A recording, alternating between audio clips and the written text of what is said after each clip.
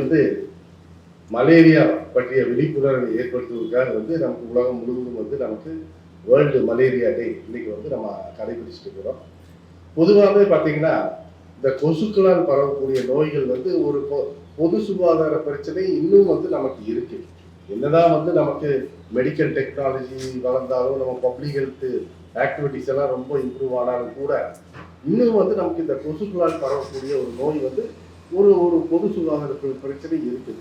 ஒரு பக்கம் நமக்கு நான் கம்யூனிகபிள் டிசீஸ் பெரிய அளவில் இருந்தாலும் கூட இதுவும் வந்து ஒரு மிகப்பெரிய ஒரு கவனிக்கப்படக்கூடிய ஒரு பொது சுகாதார பிரச்சனை. அதில் குறிப்பாக பார்த்தீங்கன்னா வந்து இப்போதைக்கு நமக்கு டெங்கு தான் வந்து நமக்கு ஒரு மிகப்பெரிய பிரச்சனையாக இருக்கு.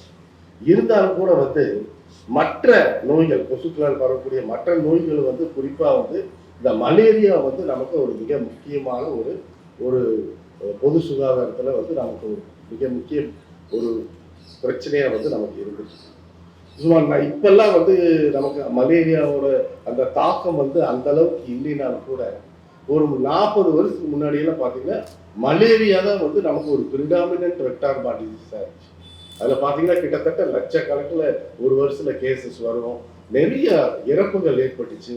ஸோ உங்களை மாதிரி நம்ம எல்லாம் வந்து ஒரு ஃபீல்டில் ஒரு இன்டென்சிவ் பப்ளிக் ஹெல்த் ஆக்டிவிட்டிஸ் எல்லாம் பண்ணதுனால தான் வந்து இப்போ வந்து பார்த்தீங்கன்னா நமக்கு மலேரியாவோட தாக்கம் வந்து பெருமளவில் குறைஞ்சு நம்ம மலேரியாவை எலிமினேஷன் ஒழிப்பக்கூடிய அந்த தருணத்தில் வந்து நம்ம இருக்கோம் தமிழ்நாட்டில்.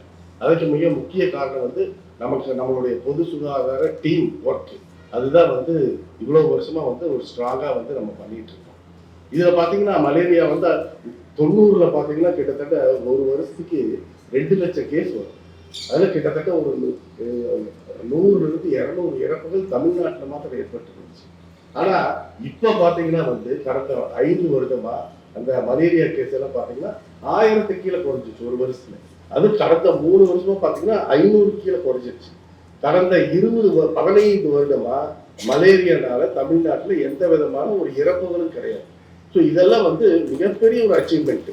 இப்போ ஆல்மோஸ்ட் வந்து நம்ம வந்து ஒரு தமிழ்நாட்டில் எல்லா பாக்கெட்லையுமே வந்து மலேரியா வந்து இண்டிஜினஸ் கேஸுங்கிறது வந்து நமக்கு கிடையாது.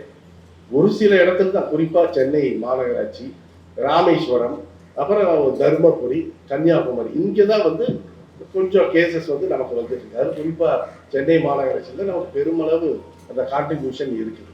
ஸோ இந்த ஆக்டிவிட்டிஸ் வந்து என்னென்னா அந்த அளவுக்கு நம்ம பண்ணிட்டு இருக்கிறோம். இது இப்படியே பண்ணிட்டு இருந்தோம்னா டெஃபினட்டாக வந்து நம்ம இந்த மலேரியா நோயை வந்து கண்டிப்பாக கவர்மெண்ட் ஆஃப் இந்தியா 2030 சொல்கிறாங்க. கண்டிப்பாக தமிழ்நாடு வந்து அதுக்கு முன்னாடியே 2025 நம்ம இந்த சர்டிஃபிகேட் வந்து வாங்கிடலாம். அது ஷூர், டெஃபினட்டாக பண்ணிடலாம். அதுக்கு எல்லாம் வந்து நம்ம பொது சுகாதாரத்தில் வந்து நம்ம அன்றையிலிருந்து இன்னைக்கு வரைக்கும் பண்ணிக்கக்கூடிய அந்த ஃபீல்டு டீம் ஒர்க்கு தான் வந்து இது நல்லா பண்ணிட்டு இருக்கோம். ஓஎஸ்டி சார் எல்லாமே உங்களுக்கு டீட்டெயிலாக எக்ஸ்பிளைன் பண்ணிட்டாரு. 90s இருந்த எப்படி அந்த ஒரு 2 lakhs கேசஸ் வந்து இன்னைக்கு 300 கிட்ட நோ டெத் லெவலுக்கு வந்திருக்காங்க. ஸோ டெஃபினெட்லி இது அப்ரிஷியேட்டட் ஆக்டிவிட்டி பை த ஒரு நம்ம டிபார்ட்மெண்ட் நல்லாவே பண்ணிட்டு இருக்கோம். இப்போதைக்கு இன்னைக்கு இந்த ஏன் இன்னும் சஸ்டெயின் பண்ணோம்னா இப்போதைக்கு அந்த டிஸ்ப்ரப்போர்ஷனேட்லி அஃபெக்ட்ஸ் அப்படிதான் இப்போ ஒரு தீமை.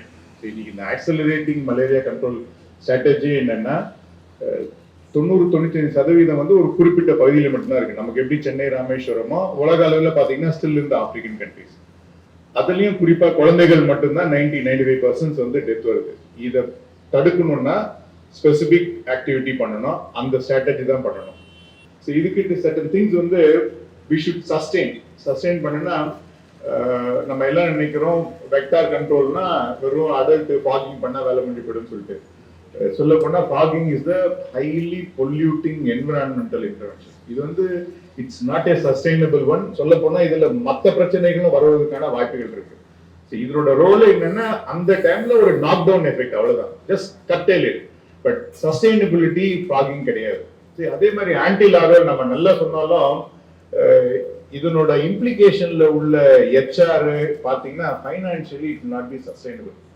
எத்தனை லைஃப் சேவ் பண்ணோம், எவ்வளவு பேர் டிசீஸ் வர்றதுல ப்ரிவென்ட் பண்ணோம்னு பார்த்தோம்னா நம்ம எடுக்கிற எஃபர்ட் வந்து எவ்வளவோ இருக்கும். 100 பேருக்கு 2 ஒர்க்கரு எவ்ரி டே 365 ஒர்க் பண்ண வைக்கிறது financially it be very challenging. இன்னொன்னு ஒவ்வொரு வெக்டாருக்கும் போறது போயிட்டு தான் இப்ப அடுத்து இன்டகிரேட்டட் வெக்டார் கண்ட்ரோல்னு மாத்திட்டு இருக்கோம். இன்னொன்னு ஐஆர்எஸ் முன்னாடி வந்து மலேரியாவுக்கு தான் இண்டோர் ரெசிடென்ட் பண்ணோம், ஏன்னா அந்த இண்டோர் ரெசிடென்ஸ். பட் அதே கான்செப்டை எல்லா வெக்டாருக்கும் எப்படி இந்த ஒரே இன்டர்வென்ஷன்ல பண்றதுன்ற மாதிரி நெக்ஸ்ட் லாஜிக் நம்ம கொண்டு போனோம். என்ன டெங்குக்கு தனியா, மலேரியாவுக்கு தனியா, ஃபைலேரியாவுக்கு தனியா எல்லாம் பண்ற அளவுக்கு நம்ம கிட்ட ரிசோர்சஸ் கிடையாது. ஒரு intervention which will kill all the vectors நம்மளோட கோல். செகண்ட் வந்து now the entire globe is experiencing the vaccination. even மலேரியாவுக்கும் vaccination is in the market. WHO approved இருக்கு. நமக்கு இன்னைக்கு தேவையில்லை, ஆனா இது வராதுன்னு நிச்சயம் கிடையாது. ஏன்னா I usually talk, இன்னைக்கு உள்ள Anopheles foliaceus may be a less efficient vector. ஆப்பிரிக்கால உள்ள Anopheles gambiae could be a more efficient vector. நாளைக்கு அந்த வெக்டார் இங்க வரக்கூடாதுன்ற அவசியம் எல்லாம் கிடையாது. வித் குளோபல் டிராவல் நம்ம கோவிட்ல பார்த்துட்டு இருக்கோம், அமெரிக்கால கேஸ் வரும், அடுத்த 2வது நாள் இந்தியால கேஸ் வரும். the same vector can transmit from Africa here. efficient ஆச்சுன்னா the same resurgence will happen. so நம்மளோட ரோல் என்னன்னா, let us not depend on others to control it. நம்ம லெவல்ல ஒரு சின்ன இன்டர்வென்ஷன். see இதோட flight range வந்து பக்கத்து வீட்டுக்கு மட்டும் தான் போகும், அதுக்கு மேல எங்கேயும் போகாது. so if you are able to reduce the source, that's the biggest thing. இன்னொன்று பர்சனல் ப்ரொடெக்ஷன், என்விரான்மெண்ட்ல அஃபெக்ட் பண்ணாத பர்சனல் ப்ரொடெக்ஷன் இருக்கு. ஸோ இன்செக்டிசைட் நியூட்ரியன்ட்ஸ் சாரும் டிஸ்ட்ரிபியூட் பண்ணிருக்காரு. அதையும் மீறி விண்டோ ஸ்கிரீனிங், மஸ்கிட்டோ நெட், இந்த மாதிரி ஒன்னொன்னு யூஸ் பண்ண ஆரம்பிச்சோம்னாவே things will come down, sustain ஆகும். இது நம்மளோட டே டு டே ஹேபிட்ல இது உள்ள கொண்டு வரணும். இது இருந்தா மட்டும்தான் திங்ஸ் இருக்கும். Anyhow things are very good no, இதை அப்படியே மெயின்டைன் பண்ணிப்போம். Thanks to each and every one of you for this opportunity. Thank you.